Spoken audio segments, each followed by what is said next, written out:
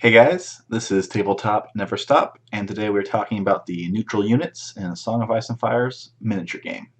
Of course, right now when we say neutral units, we really just mean House Bolton units. Let's jump right in. Here is our House Bolton Cutthroats.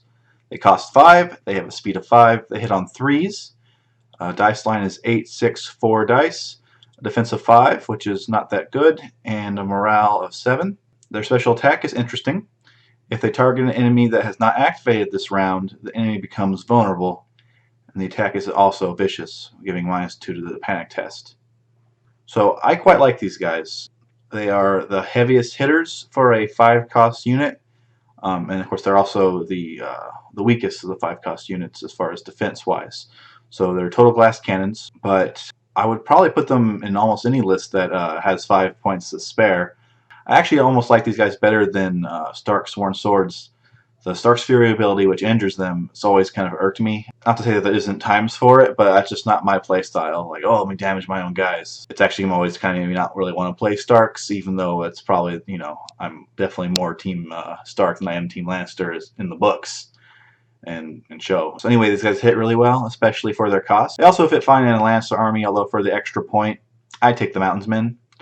Attachment-wise, these guys are pretty delicate, so it's hard to justify throwing an attachment on them. The Dreadport Captain makes sense if you're doing a panic list, and that can be done either in a straight neutral faction or pretty easily in a Lannister faction. A lot of other attachments, they either give you vulnerable or vicious, so they wouldn't make a lot of sense as they'd be redundant. The Mountain Commander actually fits pretty well in here, as he causes panic tests when he charges, which fits really well with vicious, and who doesn't like an extra D3 hits? But with the Defense 5 unit, is that really where you want to stick your commander? Probably not. So let's move on. So here is the House Bolton Bastard Girls. They have a speed of 5, a range attack that hits on 3s with a line of 4, 4, 4, and a melee attack that hits on 3s with a line of 6, 6, 3.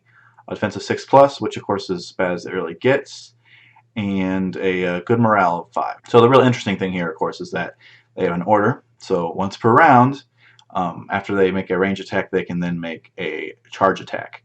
And of course that's really good because it means you're rolling 4 dice and then 6 dice. And of course also both of these attacks are subject to panic tests. And as an added bonus, this long range attack, if the defender happens to roll a 1 on any of those saves, they become vulnerable. So that's a pretty good 1, 2, 3 combo. So you make your range attack, hopefully the enemy rolls a 1, becomes vulnerable, then you charge in, and then you deal even more damage. Could be pretty devastating. And consider the fact that they can make a shift before their range attack. They can get pretty darn close for this charge to probably go through. So this is all great. The only thing I don't like about these guys is, of course, well, 1, they cost 7 points, and 2, they're just really delicate. So this is kind of, you're probably only going to get to do this trick once before someone just smashes their armor apart and kills them. That being said, they do keep their dice line fairly well as they get beat up until they get down to the end here. As far as attachments, I think the most sensible thing to do is throw Braun on these guys. He definitely ups their game, so he'll give them additional speed, which actually is nice, helps them get those charges, but more importantly, he'll give them 2 additional dice on both of these attacks. So now you're talking about 6 and 8 dice for a total of 14, which is pretty good. He also gives them a little bonus to morale, which, doesn't hurt. But that's the kind of attachment that can really push them up into a crazy expensive unit, as now they would be 9, cost of 9. For that cost, you could take a cavalry unit. Do you really want these guys, or do you want a cavalry? Cranach McMorden also makes some sense here, as he'll give rerolls on the range attacks and on engaged melee attacks, as long as you're attacking a unit that hasn't already gone. So that's a slightly cheaper way to get a little more out of these guys, but I think Braun's probably the way to go if you're looking for an attachment for these guys. Of course, you can only take 1 Braun in an army, but I don't think you want to take more than 1 of these guys either, to be honest. Alright, so that takes us to the House Bolton Black Guards. This is the neutral unit that has been announced but not released. I believe the plan is currently for these guys to hit retail in October. Of course, nothing's hit retail yet, so let's not get too excited. But anyway, these guys cost 7.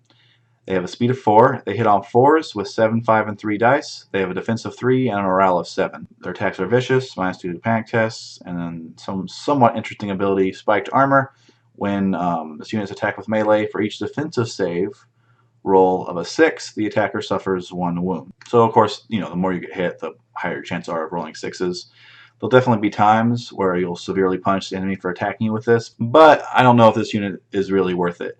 I suppose it probably is if you're running an all-neutral army. You might want to have some high defense units, and this is really your only way to get one. So that part's fine. When I compare these guys to the other high defense units in the other armies, I'm a little unimpressed. So these guys cost the same as Sworn Shields. They have Vicious, which of course the Sworn Shields do not, but Sworn Shields hit on 3s. So, that's better. Their defense is the same. And then, of course, they both have a special ability. The Sworn Shields have an ability that lets them block more hits, which, of course, to keep them alive longer. These guys instead punish you for attacking them, which is definitely thematic, but I don't know if I like it better than what the Sworn Shields have. And then the Lannister Guardsmen, they are very similar as well. They hit on 4s. They have 1 less dice. Same defense, same morale. Of course, they don't have Vicious, and they don't have Spiked Armor, but they cost 2 less, and they come with Lannister Supremacy, which, of course, punishes the enemy if you pass your panic test. And for a point, you can get a Lannister Guardsman, which will guarantee that you pass your panic test. And so I think I kind of like the Lannister Guardsman better for sure than these guys. And the Sworn Shields is a little bit more up in the air, but to me, this isn't a super impressive unit, to be honest. But of course, if you're taking an all-neutral army, you definitely want to bring one along. As far as attachments go, there are some Lannister attachments that I quite like with these guys. The Assault Veteran will give them a healthy boost to their damage, which is good, and they'll be sticking around for several turns because of their high defense, so you can probably rely on being able to get the engage bonus out of the Assault Veteran. And for the same reason that the Lannister Guardsmen like Commander Jaime, he'll fit in quite well with these guys also. For every successful defense, the enemy takes another hit. With defense 3, why not? Okay, so here are the Flayed Men. This is what we've all been waiting for. Currently the most expensive unit in the game at the cost of 10. It's a terrifying heavy cavalry. Speed of 5. They hit on 3s, 8, and 6 dice. Whopping defense of 2, morale of 6. They are, of course, a cavalry unit, so they get a free maneuver action at the beginning of each turn, and of course it takes 3 wounds to remove a model, which means they have a total of 12 wounds in the unit. Alright, so these war flails give them critical blow as well as vicious. And then they have spread fear. Each time an enemy engaged with this unit fails a panic test, one other enemy within long range of that unit becomes panicked.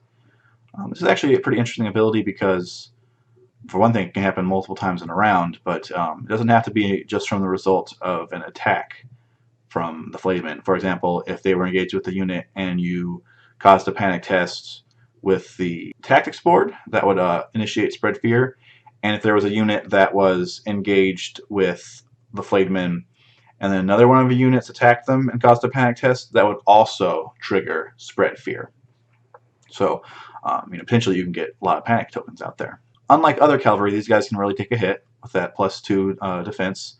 Of course, you're going to want to keep your flank safe, maybe avoid the sundering units. But if you do that, these guys have pretty incredible staying power. And whereas a lot of other cavalry units, you hit stuff and run away, these guys can hit stuff and stay. They can pretty reliably hold a objective if you need them to.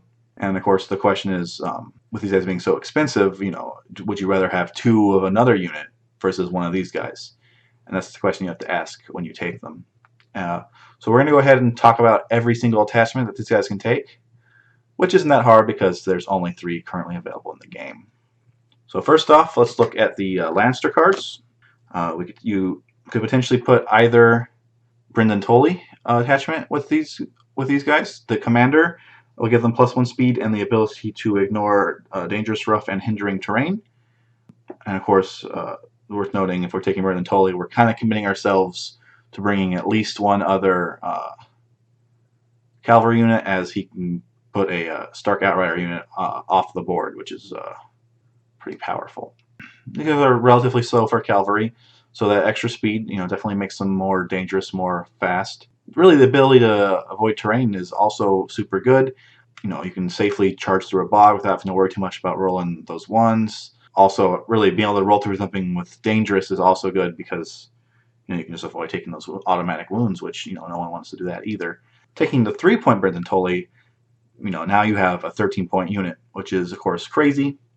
That being said, I've recently played against Brynden Tully leading a group of Flayed Men, and my opponent kept on using the maneuver portion of the board to get the retreat, and then taking his free D3+1 wounds, and he kept on healing his Flayed Men back up after I put considerable resources into trying to kill them. The more expensive and higher defense a unit is, the more valuable healing becomes with it. So sure, it was a 13-point unit, but I put a lot of energy into trying to kill it and was unable to. That being said, of course, it was, you know, more than a quarter of his army. We were probably a little more useful in a 50-point game.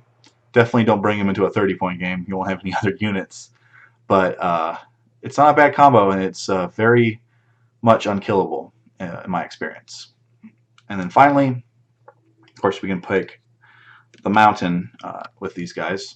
He works quite well with them. When they charge a unit, they'll become panicked, which of course works well with Vicious and Spread Fear. So that's great. Additional D3 wounds. Who doesn't like that? Combined with all the other things, you know, you got a pretty good chance of deleting units. And then with Overrun, you might be able to do it again. So definitely a good combo. A very expensive one, but used wisely, it can definitely cause some damage. But again, you have to decide. You know, with 13 points, you could bring 2 Halberdiers, 2 Mountain's Men, so is it worth it? That's, of course, the question. Alright, and that was the rundown of the neutral combat units. Thanks for watching. Go ahead and subscribe. There's a lot more song content coming. I hope to do some battle reports very soon, and I'll see you later.